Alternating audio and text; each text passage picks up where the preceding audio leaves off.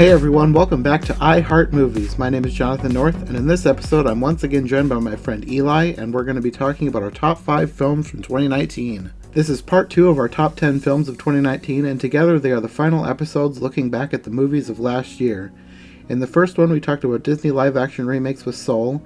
In the second, we talked all about animation of last year with Katie. And in these last 2 episodes, Eli and I are ranking our top 10 favorite movies of 2019.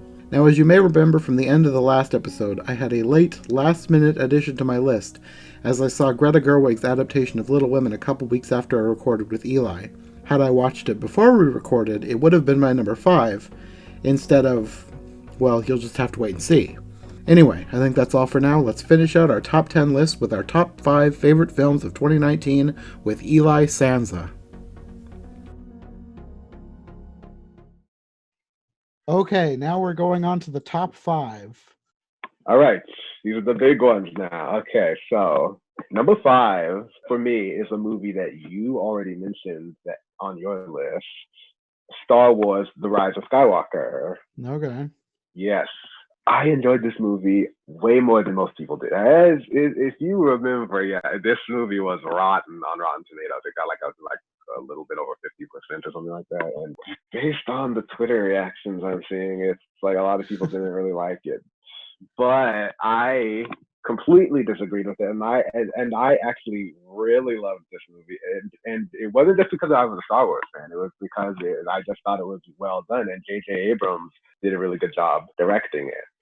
Because all the humor, like in the movie, which is very much a tradition of Star Wars movies ever since the first trilogy, they kept the humor. The humor kept the story light. It was also just a very fun sci-fi adventure. And Rey and Kylo Ren had a great character arc that was very satisfying. And Emperor Palpatine's connection to the sequel trilogy was really surprising. And C-3PO was funny, and the final confrontation between the Resistance and the First Order was satisfying, and basically it was just a really good and fun and well told sci-fi story that I just enjoyed, and I thought it was. I thought the characters were great, and I thought it was just a plain good movie. And I didn't understand why people didn't like it so much. I think it was because I heard that it was because like a lot of people didn't like the idea that it like they thought it retconned The Last Jedi too much, and like it was too different from The Last Jedi, and in a bad way, because like Last Jedi was like more adventurous and unexpected, and Rise of Skywalker was more fan servicey and gave people what they wanted. But I don't necessarily buy that as a reason why a movie is bad. I don't buy that as a critique.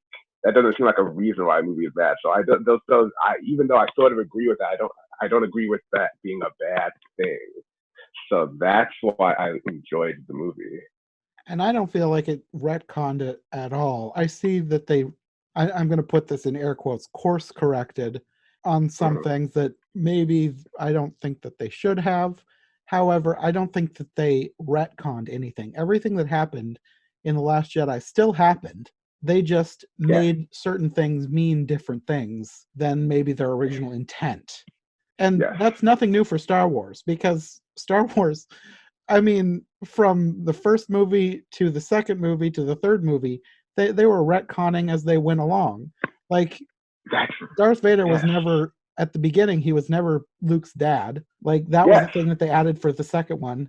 And Princess Leia was never Luke's sister. That was the thing that they added in the third one. So that's correct. Retconning is nothing new. As long as they don't like fully disregard something that happened on screen, I'm totally fine with them making something mean something different in another movie. So as far as this movie retconning the last one, I don't think that it did like people think it did.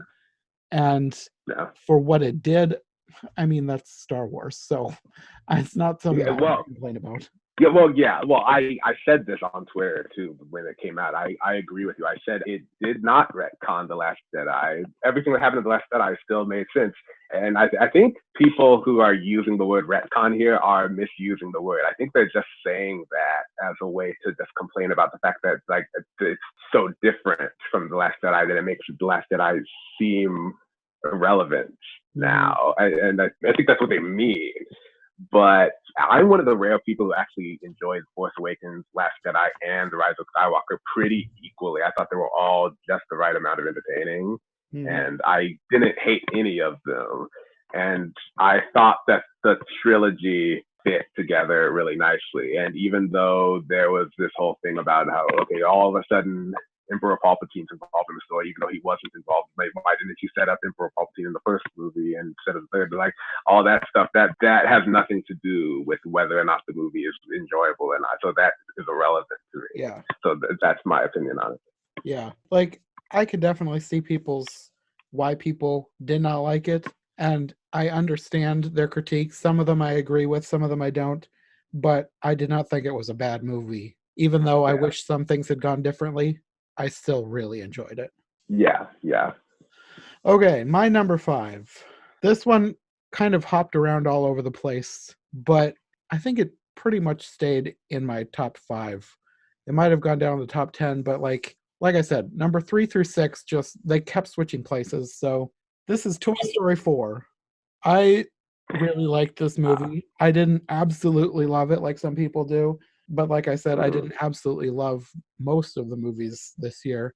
But I really Right. liked this movie. I thought it was a great sequel, even though it was one that didn't need to happen. I thought that the story they told was a great story, and I thought that they moved Woody's story in a natural direction that really fit with what he would have done. Like, everybody talked about they ruined the ending from Toy Story 3, but like, I don't think they did, because I've seen this. I think Rachel might have said this. I don't know if it was original to her, but like, the first 3 Toy Story movies, they're Andy's story. And Toy Story 3 ended Andy's story perfectly. But for Woody, it didn't end perfectly for him. Like, it ended adequately for him, but I really liked that they gave Woody a really happy ending, and they brought Bo Peep back to do it. I thought it was a great movie, a worthy follow-up to this Toy Story franchise. And like, I'm not even the biggest fan of the Toy Story franchise. I like them, but I don't love them like some people do. But I really liked this movie. I think it's right up there with Toy Story 3. I totally agree with you about Toy Story 4 being a worthy sequel to Toy Story 3 that deserves to exist. Because this was, in my opinion, I thought Toy Story 4 was even more satisfying. Even though I thought Toy Story 3 was a really satisfying ending at the time, I thought Toy Story 4 was even more satisfying than Toy Story 3. And I thought that they did a really good job of justifying the existence of a sequel, which is something that a lot of sequels do not do that well. They justify their reason to exist, but Pixar usually does it really well, and they've done it really well here. Okay, number 4.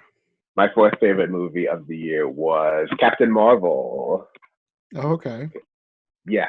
Okay. The movie took place in 1995.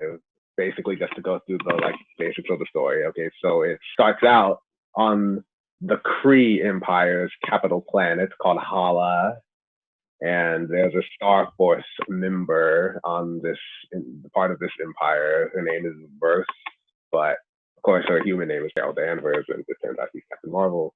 But they call her Verse, and she suffers from amnesia, and the Supreme Intelligence, which is the entity that rules the Kree Empire, is urging her to keep her emotions in check, don't let your emotions control you, and try to be like a soldier.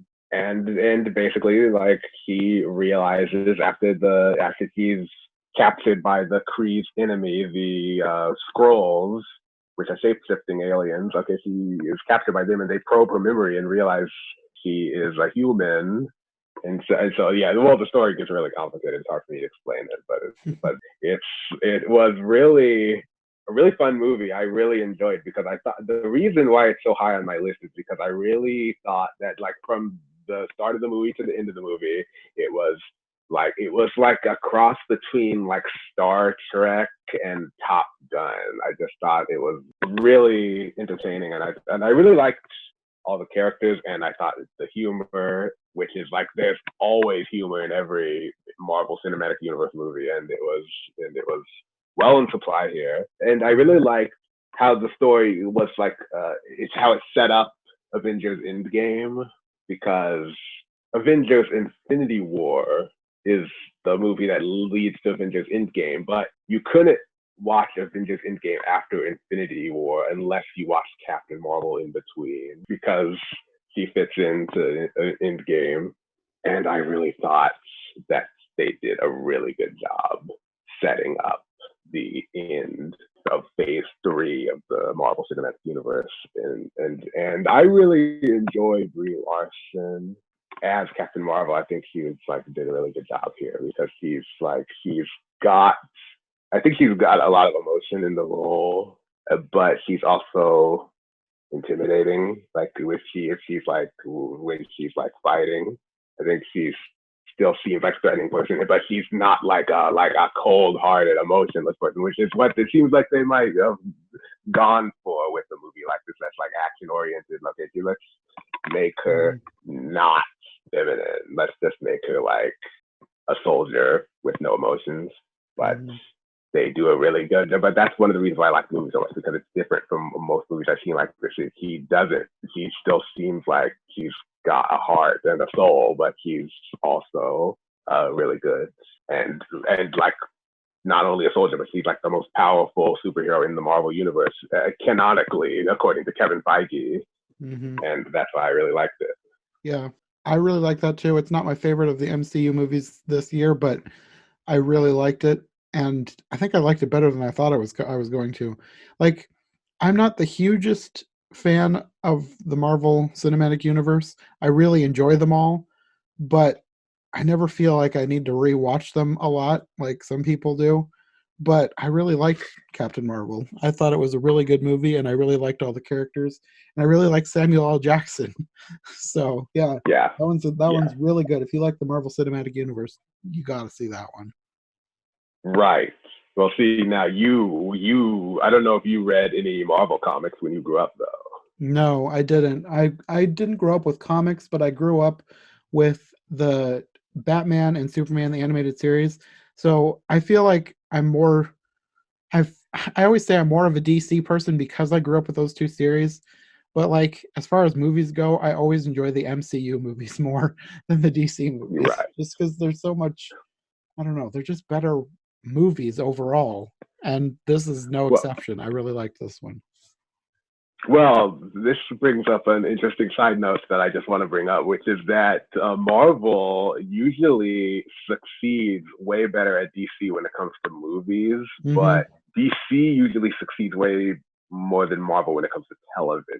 Yeah. And so, like, there are a lot of great DC shows, not a lot of great Marvel shows, but the DC shows, like you're talking about Superman and Batman, I really love those shows. And that is where DC's strength lies. And I think that's why they haven't been doing that well with the movie. Yeah, definitely. Okay, my number 4 is The Farewell.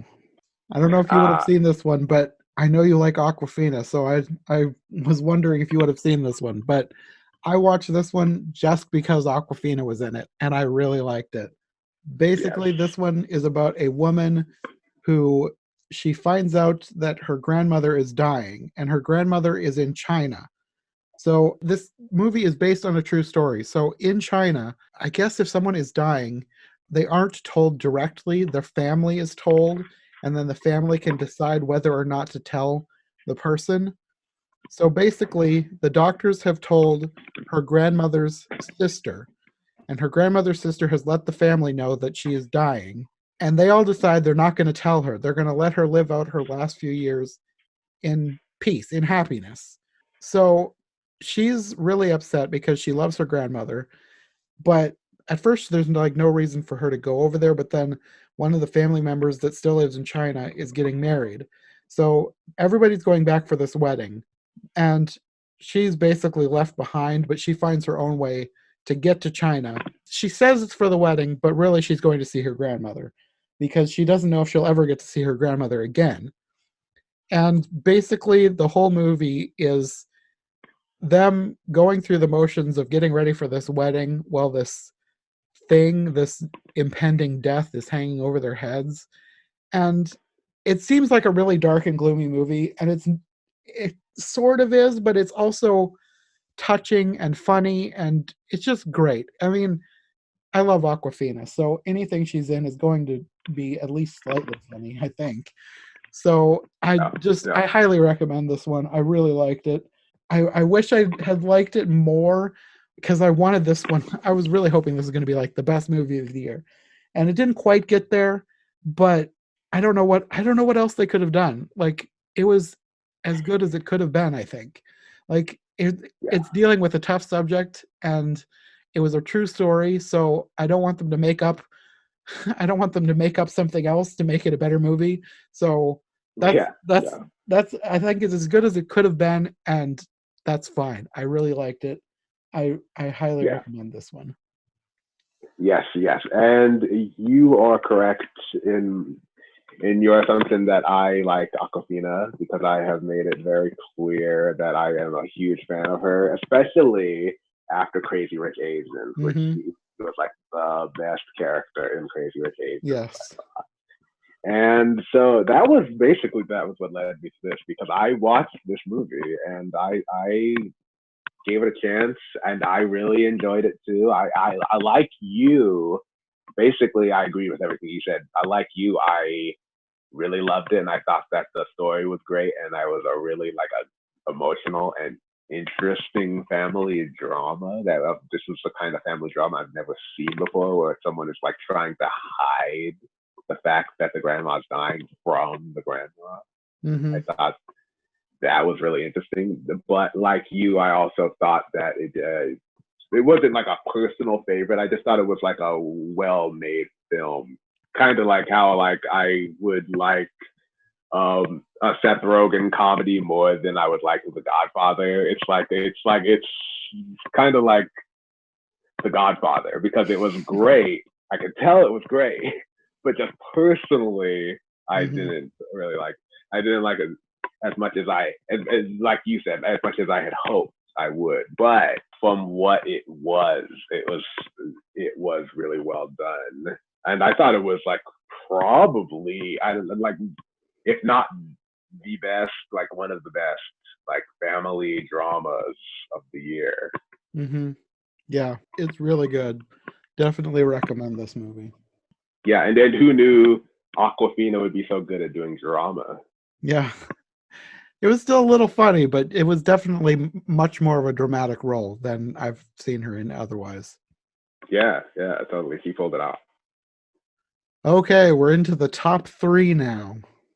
Okay, top three. Okay, so my pick for number three, I'm gonna guess you didn't watch, and that is Joker. Yeah, I didn't watch it. Yes, right. So that's what I thought. Okay, so see now this movie is basically it's a period piece. It takes place in like the early '80s, and it's basically about this party clown who aspires to be a stand-up comedian. His name is Arthur Fleck. He struggles in poverty with his like mother living in Gotham City. Pre-Batman Gotham City, Bruce Wayne is a child in this Hmm. movie, and he suffers from this medical disorder that causes him to laugh uncontrollably, which really gets him into a lot of uncomfortable situations. And a lot of times he gets like harassed in the streets by like street thugs. Sometimes they're like a lot of times when they see the clown and trying to make a living, they like are really nasty to him and like beat him up. And then one day he gets this he actually shoots the people who are attacking him in the subway in self-defense, which kind of starts this movement of downtrodden citizens of Gotham City wearing clown masks in solidarity with him because he's in clown makeup.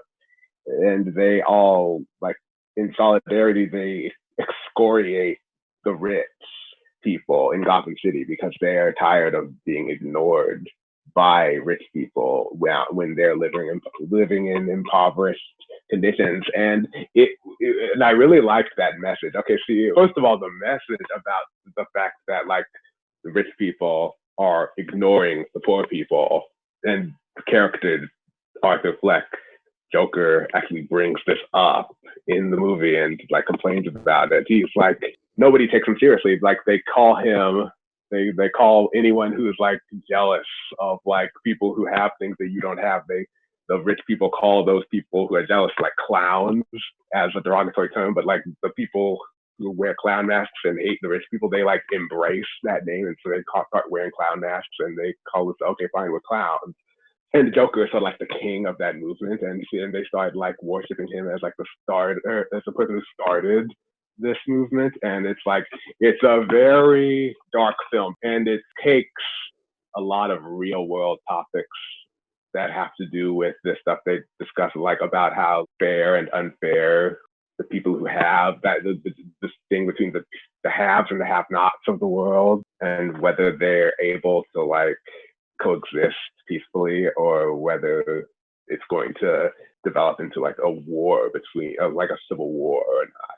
It is super dark. It's like I can tell by describing it right now that it is very dark, but I really enjoyed Joaquin Phoenix in this role. He was really empathetic.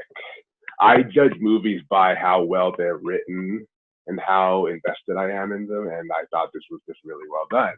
And in addition to just being a nice, smart commentary on like real world issues. Yeah, I didn't see that one. I was mildly interested because it is a DC film, and I do enjoy Batman and Joker and all those characters. But like, once I started hearing what it was about and hearing how dark it was, how depressing it was, but just how dark it was, I was like, I don't think I'll enjoy this. So I decided to skip it. Right. Which is understandable because like the further along the movie goes, the worse it gets. Mm-hmm. Really, and like truthfully, like that's my warning to anyone who hasn't seen it. Yeah. Well, my number 3 is also kind of a dark film, but it's humorous as well. It's more like it deals with dark topics, and it does it in a funny way, but also a moving way. This is Jojo Rabbit. I really liked this movie. This is another one that I did not get to see when it was in theaters, and they brought it back this week in the theater here in Ames because I guess they brought back a bunch of the Oscar-nominated movies, like an Oscar series. Anyway, I finally got a chance to watch it, and I really liked it. I considered rating it even higher, but like my top two, they stayed my top two because I had more fun with those. But this one, of all the like more serious dramas, even though this one is funny, this one, it is more dramatic, it is more serious, it is darker, but this one is my favorite of those kind of movies. I just really enjoyed it. I thought all of the cast was great. It took turns that I was not expecting. I really liked Taika Waititi as Hitler. It was so weird, but good. Basically, for those who don't know, this movie is about a little boy who is in the Hitler Youth Program. He idolizes Hitler, but it's because he doesn't know who Hitler is or what he's doing. He just knows that Hitler is this great leader of their country. And it's basically like a little boy looking up to the president of the United States for him.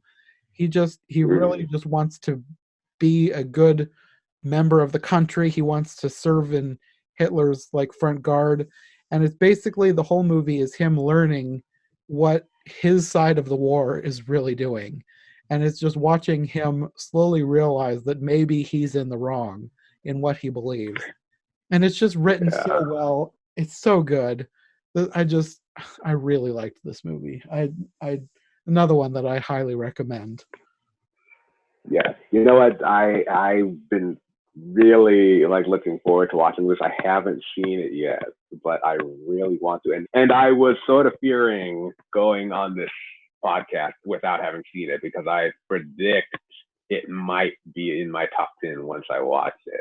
But I am glad that you're bringing up a lot of movies that I haven't seen though, because this one I hear a lot of people saying it's really good, and it's a lot of surprising people are actually saying it's good. A lot of people are saying that they didn't like it too, but the amount of people who liked it is still surprising because a movie. From what I see of the clips of the movie, it sounds like it's like they're portraying Hitler. Taika Waititi plays Hitler like an imaginary version of Hitler. Yes. No, he's not the real Hitler. He's basically the little boy's subconscious Like he's Yes. what the little boy thinks Hitler is like. And he Yes. kind of changes throughout the movie too, because the more the little boy realizes what the Nazi party stands for, the worse his imaginary version of Hitler starts becoming. He's still ridiculous, but he starts seeing what's really going on. It's so well done. I really liked it.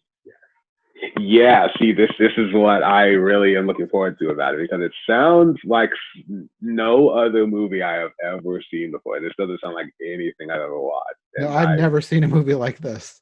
No. yeah. So no, I believe it, and this is something I was surprised that Rachel likes.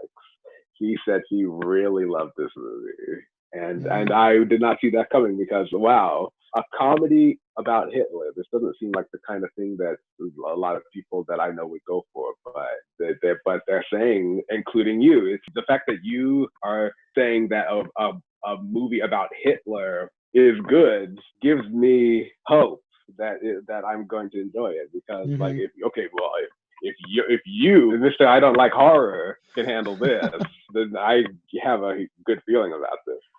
Yeah, this it does get dark, it does get dramatic, but it never loses. I guess I don't want to say never loses the humor, because it at certain points it has to get serious because of what's going on, Yeah, but it still keeps you there, and you're still rooting for this little boy. It's just it's hard to describe without telling you exactly what happens in the movie, because this is another one that you really need to go in blind. I knew it was about a little boy who imagines he has an imaginary friend who is Hitler. That's basically all I knew.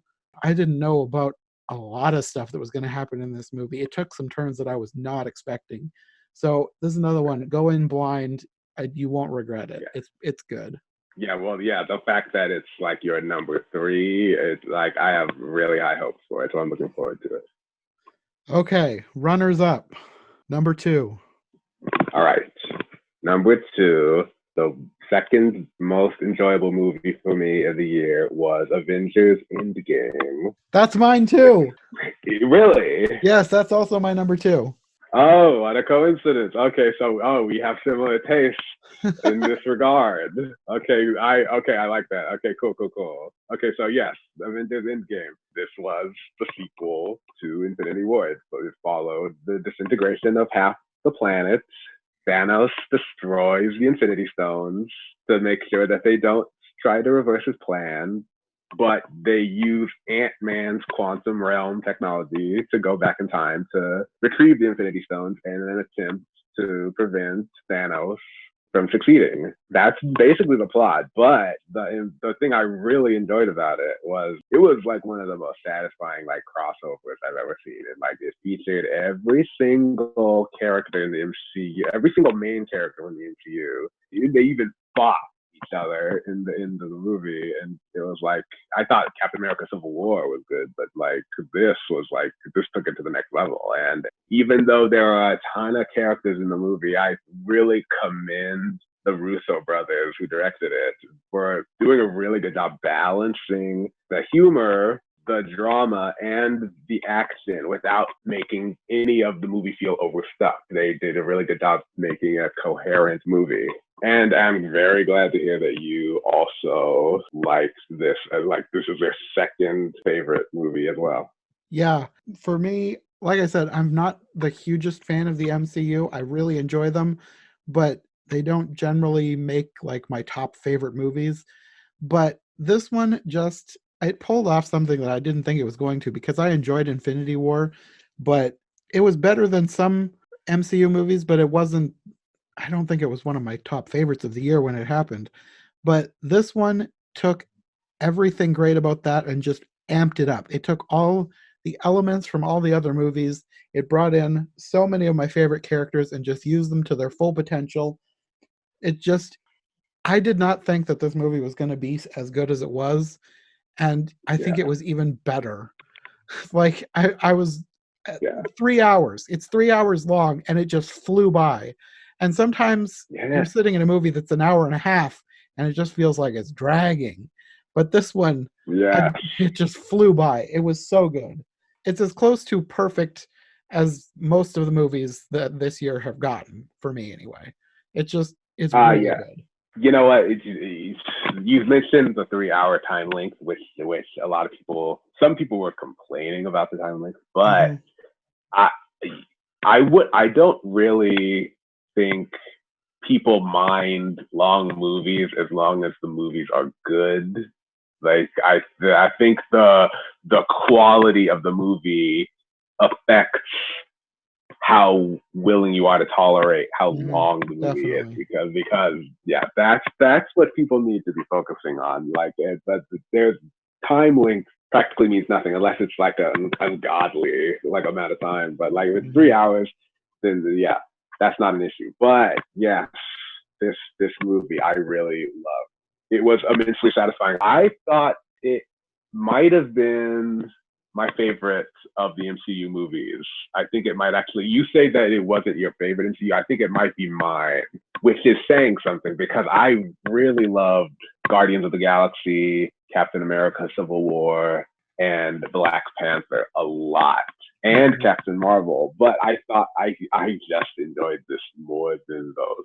Yeah, it's really good. My overall favorite MCU movie, I think, is Thor Ragnarok, just because Oh yeah, I love the tone of that movie. It's just ridiculous. It's hilarious. I love it. And now seeing yeah, Jojo Rabbit, it just makes me know that Taika Waititi is a great filmmaker, and I need to look for more of his movies. I need to watch more Taika Waititi films yeah, because he's great. yeah. Yeah, I love Taika Waititi. Like, and I didn't even know who he was like a few years ago, but Yeah. now I love Yes. Yeah. Me too. him.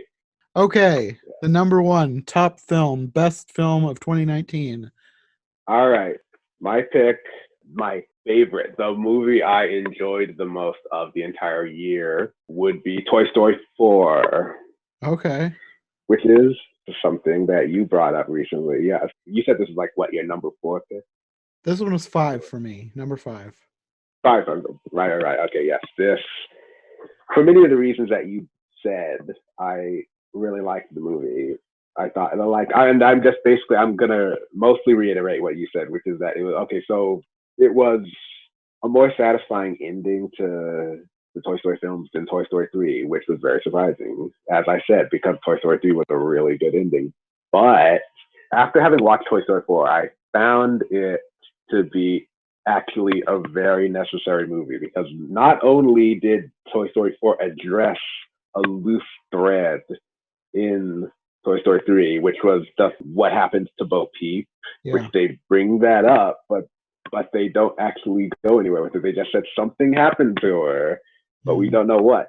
That was a loose thread that I'm very glad that they left hanging so that they could give Toy Story 4 a little bit more of a meaning to it. And in addition to that, which was brilliant enough, I thought it also, like you said, it gave Woody the arc that he deserved. I mean, after he spent 3 movies devoted to being Andy's toy, he finally lets Andy go in Toy Story Mhm. 4 and learns to embrace being independent and not having to rely on someone else for having a purpose. Like he realizes that he doesn't need Andy to have a purpose. He could just be his own person. And that message I thought was so important, and I thought it was such a good thing to teach people that is basically why I like this movie so much and why it's like my favorite of the year. And it's like that's why I officially liked it more than any other movie, just because of that alone. It was just the idea that he had such a perfect character arc just from the first Toy Story till now. It was like it ended so well, and I thought Mhm. it ended perfectly. Yep. I agree. Like I said, that was my number five. So okay, my number one favorite film of 2019. I'm surprised. I'm surprised about myself for this being my favorite film because, like I said with a lot of these, it's not perfect. This is not in any way, shape, or form a perfect film. But if I'm forced to choose a favorite film that I watched in 2019, I have to go with Frozen 2. I am surprised that that was Oh, my favorite film. But as much as, I mean, there are so many problems with the script. It's weird. They do a lot of strange things that I feel like don't make any sense. But if you just go into this with the knowledge that this is a fantasy film, everything doesn't need to make sense, and just let things be, it's fine. It's totally fine. This is one that I could easily nitpick apart, but in the moment watching this movie, I had a lot of fun.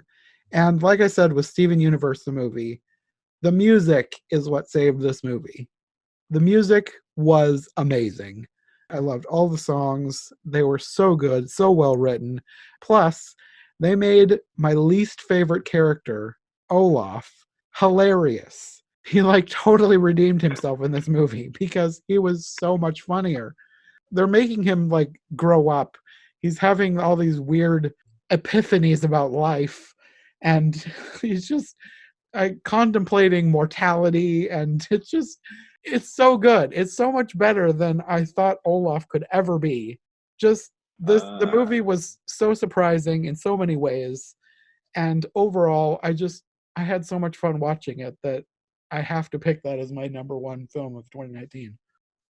Okay. Oh, interesting. It's Frozen 2.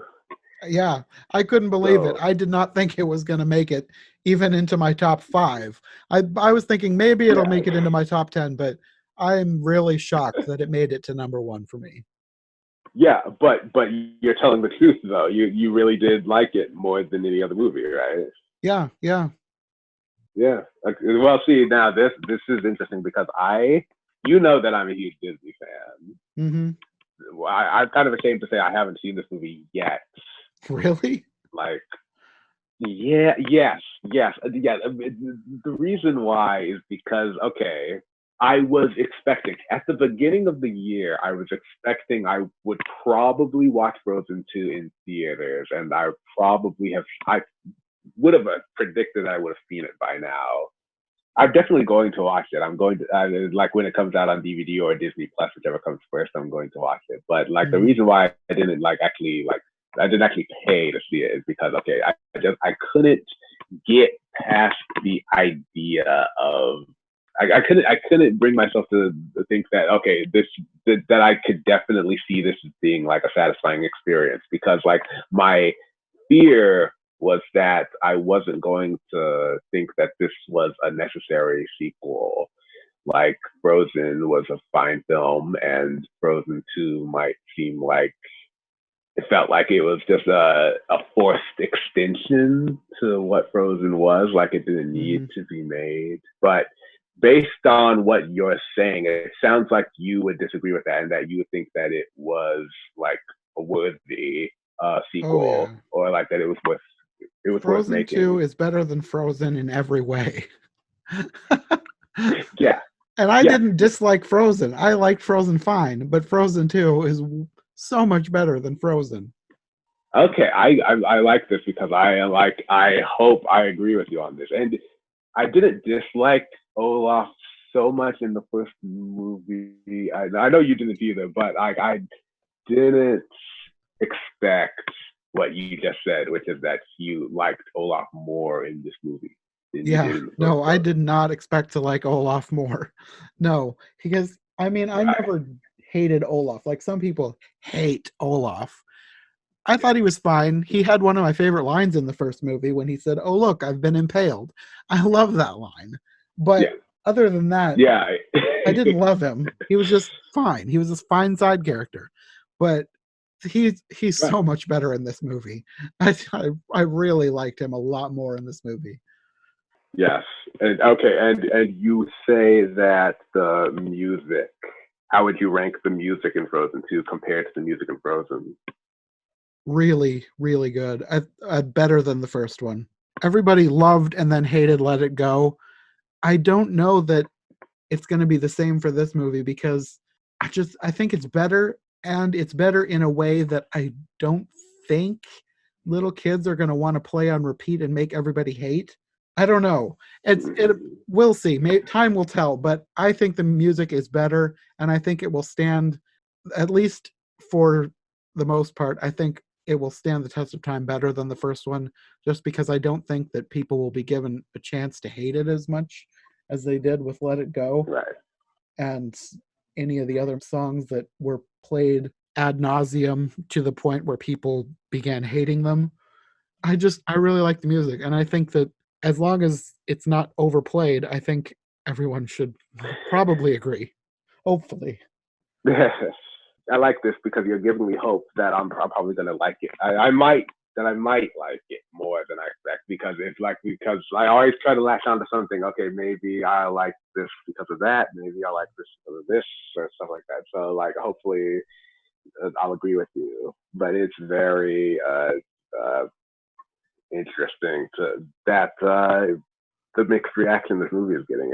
Like some people are saying that they liked it more. Some people are saying it wasn't as good. Some people are saying that it was just as good. So I am very excited to watch it because I have no idea how I'm going to feel about it. I don't know what to expect.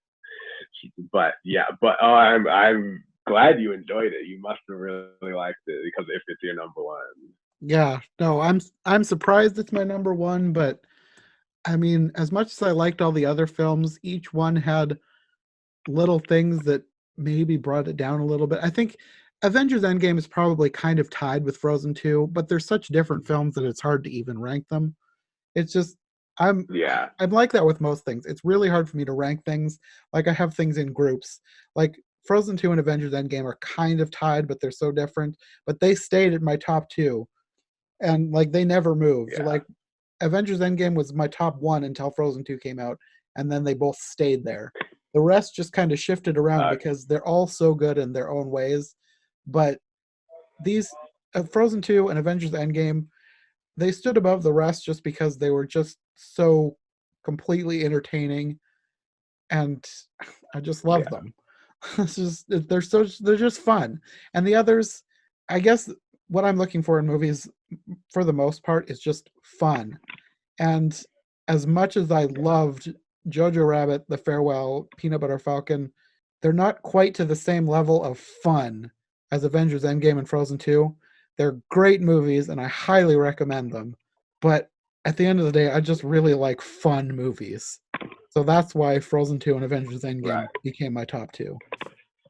Yeah. You know what I like about our list is that we both agree that Avengers Endgame is like the second most enjoyable movie of the year. And we also both enjoyed that Disney animated movies are the number one movies of the year. So it's kind of like Disney and Marvel for the win, I guess. Yeah. Yeah, I mean, I don't want to talk bad about them, but they're dominating for a reason. In as much as people don't like that, there is a reason that their movies are winning. Yeah, I feel kind of bad because I know, I get it. I get it. Disney's becoming a monopoly. It's like, and I'm a part of the problem. I totally get it. They're not a monopoly yet. It's more like an oligopoly, but I know what people Yeah, mean when they say monopoly. It's not a true monopoly, but they are dominating, definitely. exactly. Okay, I got some movies to watch. I really liked how different our lists were, even though we had some similar ones. I'm glad it worked out this way because that's what I was hoping for. I was hoping that we would have pretty different lists, even though we have a lot of similar opinions on a lot of movies, like animated movies, where that's basically how we met was through animation. But I knew that you Yes, would have yes, different films than me, so that's why I wanted you to be the one on this podcast because I knew it would make for a good discussion. yes, and there was a lot of similarities, but there was also a lot of variety. So I think you're totally right. It worked out really well. Okay, well, thanks for joining me. Do you want to let people know where they can find you in the future? Yes. Okay. So if you want to like see more of my opinions on like animation and films and also television and also video games, all that, go to my Twitter, which is my handle is at eJunkie2014, and I'll send you the links to my blog and everything else from Twitter. That's my main place. And I'll have links down below too. So, okay, well, thanks for doing this with me. It was a lot of fun. Yeah, it was a lot of fun. I really enjoyed it. Okay. Yeah, we will have to be in touch. I think we're going to do another episode in a month or two here. We'll be in touch about that. So I guess we will see you then. Yeah. Yes. Thank you for having me. Yeah. Have a good night. Thanks again to Eli for joining me for this episode. I'll have his links in the description below. Next time we're going to go back to one of our regular series. It has been so long since we did an episode of the Disney Movie Marathon. The last episodes I released for that series were all the way back in August and September, talking about Walt Disney's Dumbo and its live-action counterpart from last year. The next movie in the official Disney canon is Bambi, and for this one I'm doing another mini-series. My cousin Sarah will be joining me for the review of Bambi itself. I'll have a brand new guest on the show to talk about the direct-to-video sequel, and then Sarah and I will be talking about a Disney nature film, or true life adventure as they used to call them, with ties to the original Bambi story. Bambi was one of my favorite movies when I was a little kid, so I'm really excited for this one. So thanks for joining me, and we'll see you next time for another episode of the Disney Movie Marathon on iHeart Movies.